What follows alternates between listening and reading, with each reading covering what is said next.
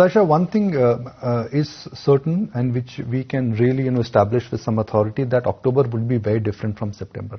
September was low on news, October would be very heavy on news. Yeah. That's one big difference, whether it's local, whether it is global. September was only about FOMC, that's about it.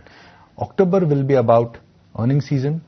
It would be centered around what festival updates we will get. October would be a lot about how the geopolitics in the world is going to move, and what essentially emerges out of China in terms of is it a comeback trade or it is a deep swell which essentially will just fade away. So October is going to be surprisingly different from what the month of September has been. The challenge for our markets is that we are, take this little bit of numbness which has come in last 2 days, but in general the market levels are high, expectations are high, and if the earnings season does not really deliver, then you really do have a bit of a, buy the rumor, sell the news kind of a situation. That's one.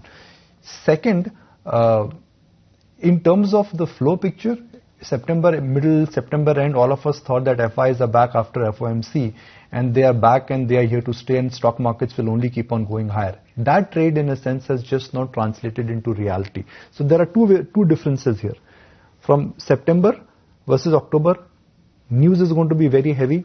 Second, flows which were looked convinced that the FI FOMO effect would be there, I think that has not translated into reality.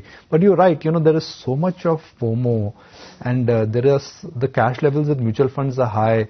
We've seen how markets have reacted. Everything, there has been a sizable correction. Cash really comes out. So I will not be too bearish, but I think the flow will add to volatility. So let's say if a company numbers come out, numbers are not strong, the market will react immediately. In general, I don't think the global setup is that scary that you're staring at a reversal right now. We'll see what happens. But right now, I don't think you can say that, oh my God, we've topped out for the year.